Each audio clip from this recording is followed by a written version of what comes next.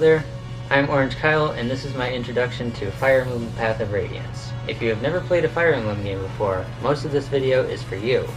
If you have played this game before, you can probably just skip this video, but if you do stick around, I'll throw in a few fandom in-jokes here and there. Now then, I think a bit of series history is in order.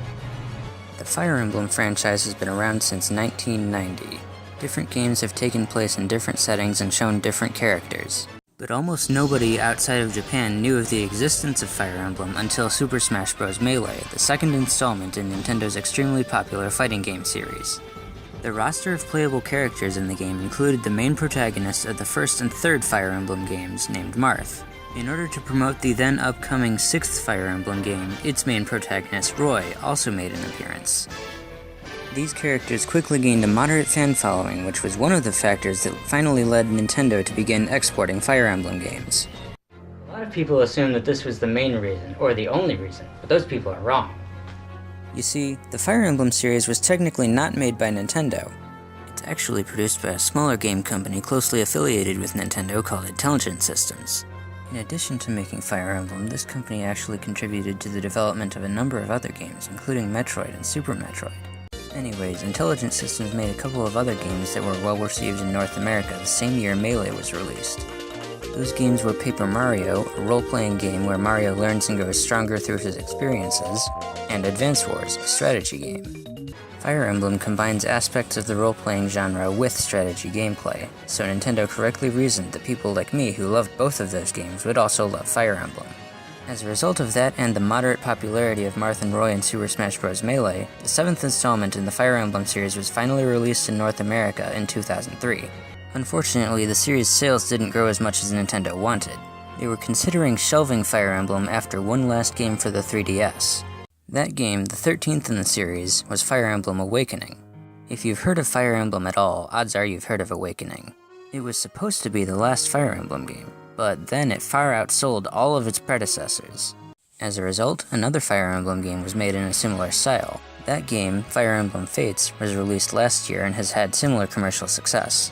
There is even a free mobile game now called Fire Emblem Heroes, which drastically scales down and simplifies normal Fire Emblem gameplay. There are a lot of new Fire Emblem fans outside of Japan now. Some of them are very interested in going back and playing some of the older games. Especially those with characters who appear in the latest Super Smash Bros. Game. Unfortunately, Roy's game was never released internationally, and Fire Emblem Shadow Dragon, a remake of Marth's first game, is generally considered to be one of the weakest in the series, especially in terms of story. After Shadow Dragon came New Mystery of the Emblem, which was better than Shadow Dragon, but also wasn't released internationally. That leaves Ike, who was brought into the Smash roster in Super Smash Bros. Brawl. Ike starred in the 9th and 10th Fire Emblem games, Path of Radiance and Radiant Dawn. Path of Radiance gave us arguably the best storytelling the series has to offer, which makes it my all-time favorite video game. It does leave some unanswered questions, which Radiant Dawn answers poorly, but Radiant Dawn's gameplay improvements partly make up for that. Path of Radiance is expensive and hard to find these days, but as a longtime Fire Emblem fan, I was fortunate enough to get it when it was still new and affordable. Well, technically it's my brother's, but we still live together, so it basically belongs to both of us. Therefore, I would like to share the experience of this game with those newer Fire Emblem fans and also to show my all-time favorite game to various friends and family members. I'm going to be doing a Let's Play of it, describing why I like it so much as I play. But let's be honest, although playing Fire Emblem is fun, watching it can get pretty boring pretty fast, or even frustrating if you don't agree with the strategic decisions of the person you're watching.